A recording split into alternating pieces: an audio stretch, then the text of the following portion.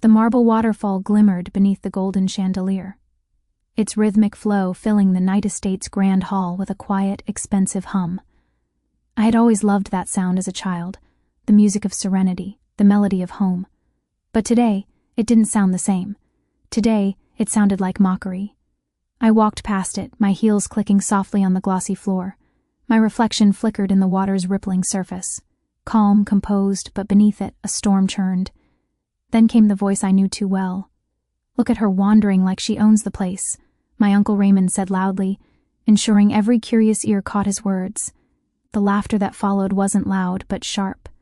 The kind that sliced at your pride while pretending to be harmless. My cousins snickered behind their champagne glasses. Aunt Lillian, ever the actress, gave a sigh of faux pity. "Poor thing," she murmured. "She never learned where she belongs." Every word dug deeper, reopening wounds that had never truly healed. I didn't stop walking. I didn't turn to defend myself.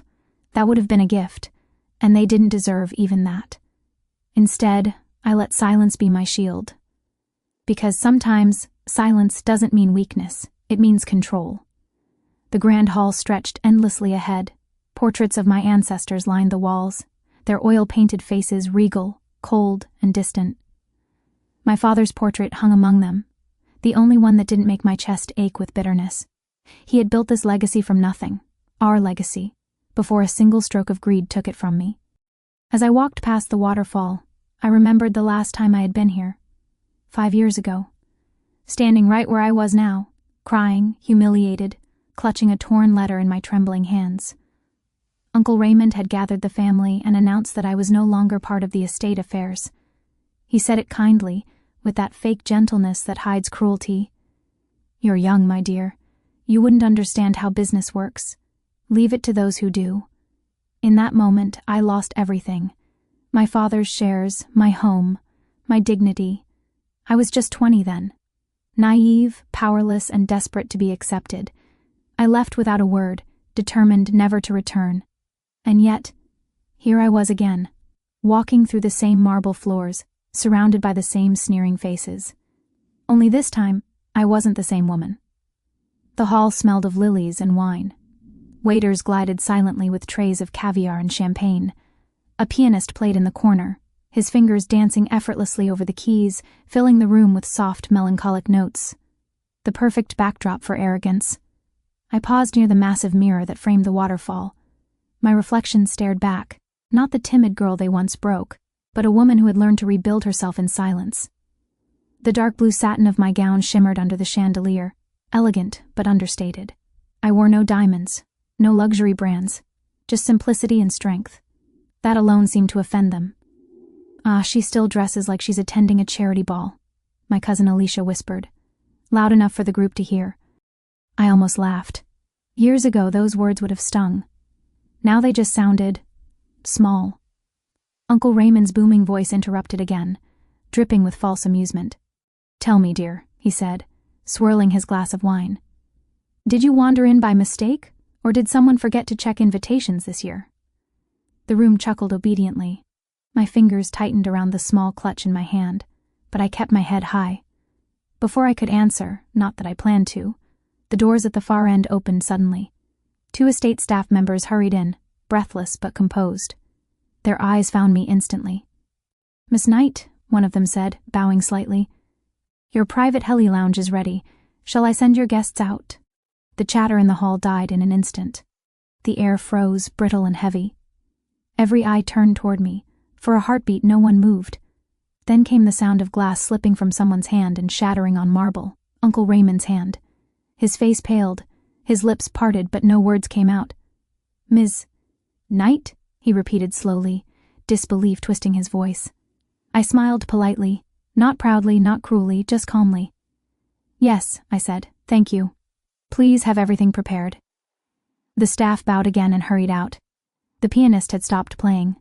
Even the waterfall seemed quieter, its soft flow drowned by the silence that followed. Uncle Raymond stared at me as if he had seen a ghost. "What did you say?" he managed finally. I met his gaze, steady, unflinching. "I said my lounge is ready," I replied softly. "And please, don't let me keep you from your evening." Then I turned and walked away, the same way I had walked away 5 years ago, only this time every step echoed differently. The first time, I walked away in tears. Now I walked away in power. Behind me, whispers rose like smoke, confused, curious, nervous. And as I neared the marble waterfall once more, I caught my reflection again. Serene, unshaken, utterly in control. He could mock me all he wanted. But the moment of truth had only just begun. I left the grand hall with the same calm expression plastered on my face, but inside, my heart was a storm. The sound of laughter still echoed in my mind, replaying those humiliating moments over and over, like a wound that refused to close.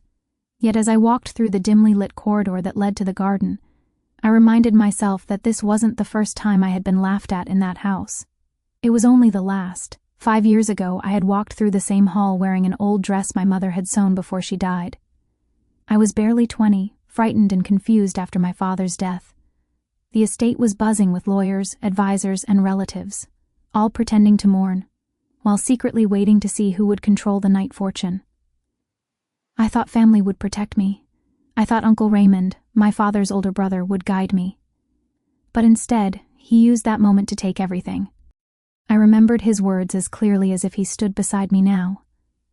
"You're too young to handle these matters, dear. Don't worry, I'll manage things for you until you're ready." I had believed him. I was desperate to. Within months, he transferred my father's shares into a temporary trust, cutting me off from every decision. The mansion that once felt like home became a cage I no longer belonged in. They turned my room into a guest suite and told me it was for practicality. My cousins made fun of me, whispering that I was a charity case. Aunt Lillian told the staff to stop serving me at family dinners. I became invisible in my own bloodline. And then came the night I left. The memory was still sharp. The storm outside, the shouting, the feeling of standing in the rain with nowhere to go. I had begged Uncle Raymond to reconsider, to give me time to learn the business my father built. He only smiled and handed me a single check. "Start a new life," he said. "You'll thank me one day." I didn't thank him. I swore that one day he would regret underestimating me. The years that followed were a blur of struggle. I rented a one-room apartment, worked as a waitress by day, and studied finance at night. I spent every spare hour learning, reading about corporate law, shareholder rights, and business structures. I realized how easily my family had manipulated legal language to steal what was mine, but knowledge I learned was a weapon.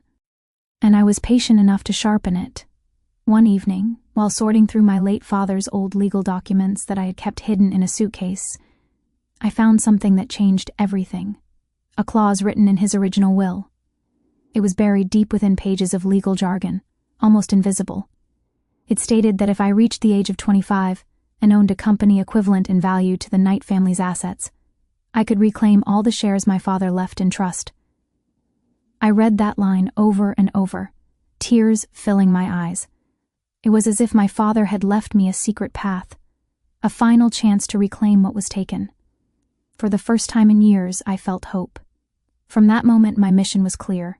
I needed to build something of my own, not just any company, but something powerful enough to rival the Knights. The next few years were merciless.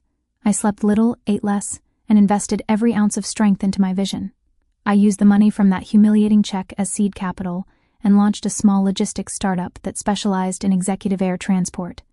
I named it Knight Aero, not as a reminder of my family, but as a declaration that the name would one day belong to me again. At first, no one believed in me. Investors laughed. Banks turned me away. I had no connections, no pedigree, no powerful name to lean on. Just grit, anger, and my father's memory. I spent nights cold calling clients, fixing contracts myself, and personally overseeing deliveries to ensure perfection. Slowly, success came, one deal at a time. A small contract led to a regional one, and soon, multinational corporations began trusting Knight Aero for their private charters and corporate logistics.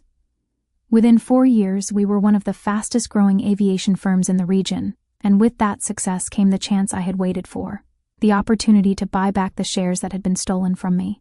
Through quiet negotiations and private deals, I started purchasing small portions of Knight Enterprises stock, all under a silent holding company. My uncle never suspected a thing. He was too arrogant to imagine that the girl he threw out would ever stand on equal ground with him. By the time I turned 25, the final signatures were ready. I acquired the remaining shares, merging Night Arrow and Night Enterprises into one unified brand. And in that moment, I officially became the majority owner of everything that had once been ripped from me. But I didn't announce it publicly. Not yet. Revenge, I had learned, was best served with patience. I wanted the moment to arrive naturally, the truth to reveal itself like a storm after years of calm. That's why I came to tonight's family gathering. It wasn't an accident or sentiment. It was a statement. I wanted to stand before them, silent, graceful, unbothered, and let the truth unfold on its own. When the staff addressed me as MS Knight and my uncle's glass shattered, it wasn't just a mistake. It was justice finding its voice. As I stood in the quiet garden now, the cold night air brushed against my skin. Somewhere inside, the music and laughter had resumed, but I knew the tone had changed. Whispers were already spreading through the hall. Curiosity, confusion, disbelief.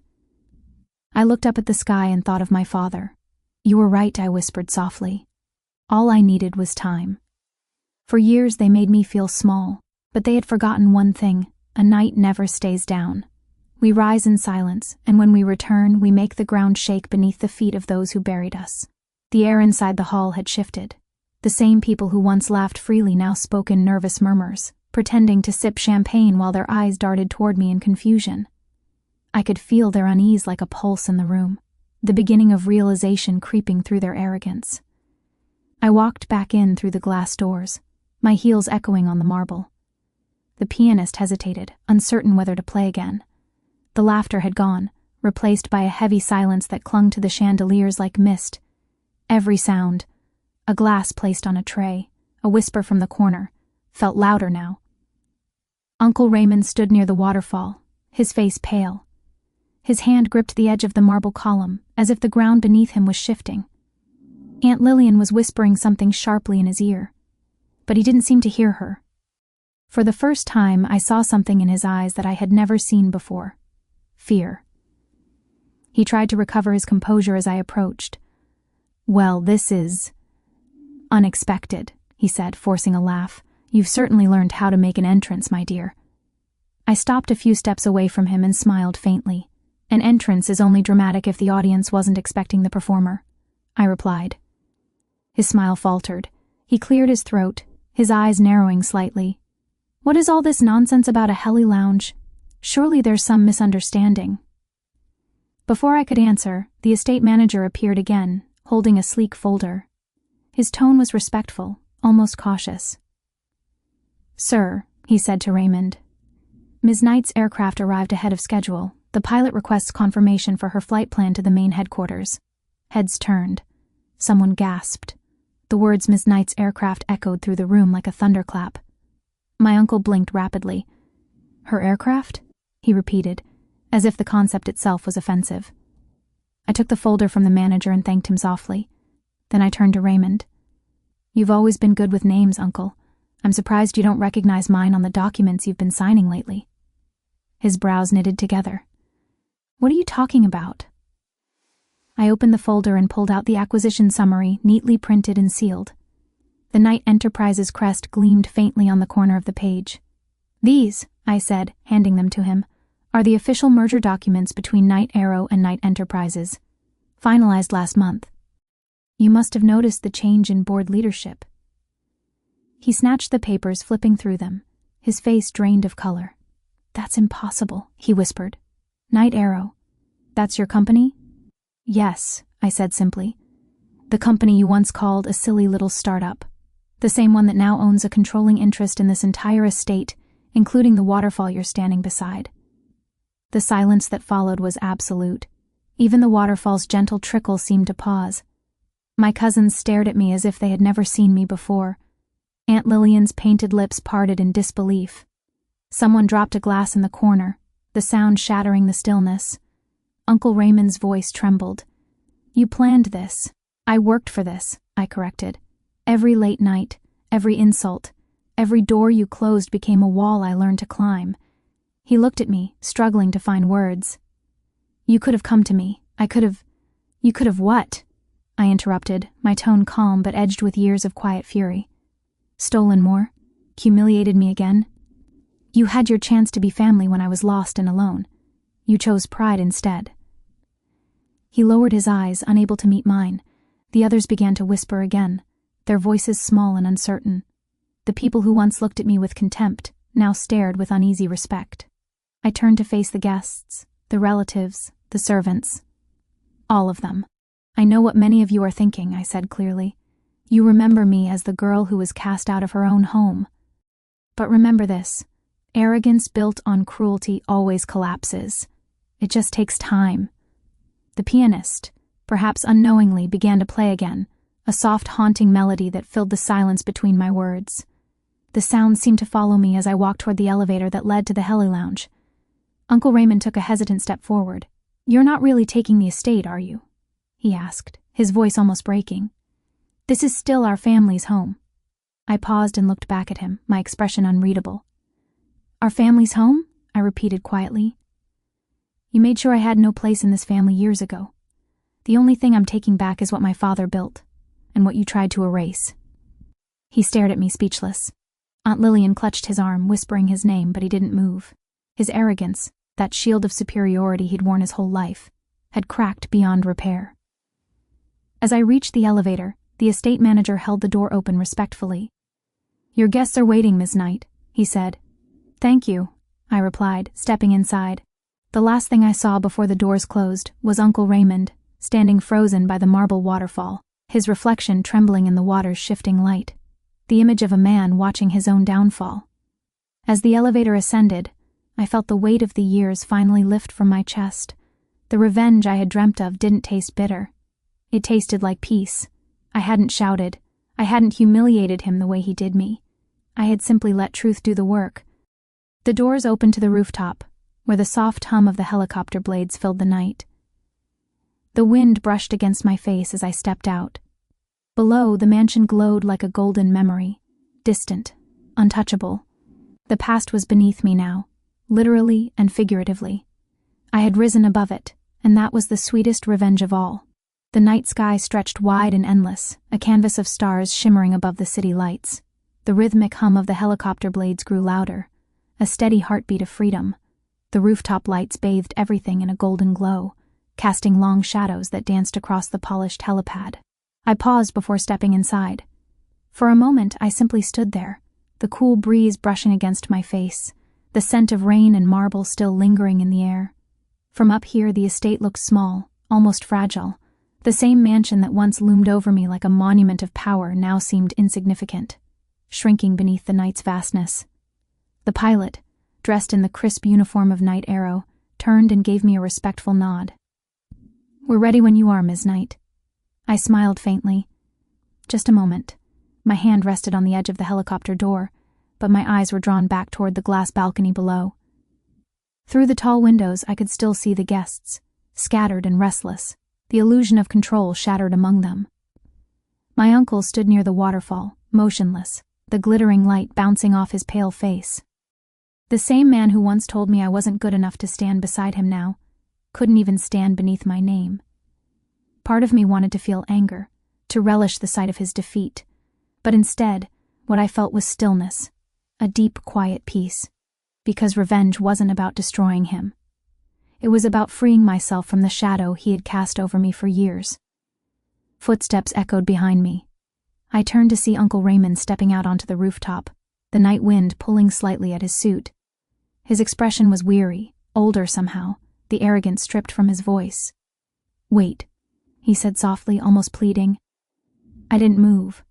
I thought we were done talking. He took a few hesitant steps closer. "I didn't know," he began. "I didn't realize what I did to you. I thought I was protecting the family, protecting our legacy." I tilted my head, watching him carefully. "By stealing it from me?" He sighed, the sound heavy with guilt. "You have every right to hate me. I deserve that. But you've proven your point. You've won. You don't have to shut us out completely." There was something almost human in his voice, something fragile. For a fleeting moment, I saw not the man who had betrayed me, but the broken remnants of someone who had finally seen the consequences of his choices. "I'm not shutting anyone out," I said quietly. "You built walls to keep me out of my own home. I just stopped knocking." He lowered his eyes. If your father were here? If my father were here, I interrupted softly, you wouldn't have done any of this. You only took what you could because he was gone. But he is here, Uncle. Every success, every decision I made, he's been with me through it all. He looked at me, his eyes glistening under the rooftop lights. You sound just like him, he said. I smiled faintly, though it didn't reach my eyes. That's the best thing anyone has ever said to me. For a long moment, neither of us spoke. The wind carried the faint hum of the waterfall below, that same melody of wealth and pride that once symbolized everything I lost. Now, it was just background noise. Finally, I turned toward the helicopter again. Goodbye, Uncle, I said. Take care of yourself. And of them. You'll need to. He opened his mouth as if to respond, but no words came. Maybe there were none left to say. As I stepped inside, the pilot adjusted his headset. Destination, ma'am? I glanced out at the horizon, the world stretching ahead, full of possibilities I had once thought were beyond my reach. Headquarters, I said, and take the scenic route. The blades roared to life, stirring the night air. My uncle shielded his face from the wind, his tie whipping around him. I looked at him one last time, not with anger but with finality. There was nothing left to prove. The helicopter lifted off, smooth and steady. The estate began to shrink below me, the marble waterfall glittering faintly in the dark, reflecting fragments of light like scattered memories. I watched until it disappeared entirely beneath the clouds. For the first time in years, I felt weightless, free. As the city spread out below, I thought about the girl who once stood at that same waterfall, humiliated and heartbroken. She had been fragile, naive, desperate for acceptance. I wasn't her anymore. I had become everything they said I couldn't be, powerful, independent, and untouchable. The lights of the skyline sparkled ahead, a promise of everything still to come. I leaned back in my seat, closing my eyes for a moment, letting the hum of the engine lull me into quiet reflection. This wasn't the end. It was the beginning of a new story, one written entirely on my terms. Because revenge isn't always about making them pay. Sometimes it's about reclaiming your name, your voice, and your peace. And as the helicopter soared higher, cutting through the clouds, I smiled to myself, not out of pride, but out of relief. The girl they tried to break had learned to fly.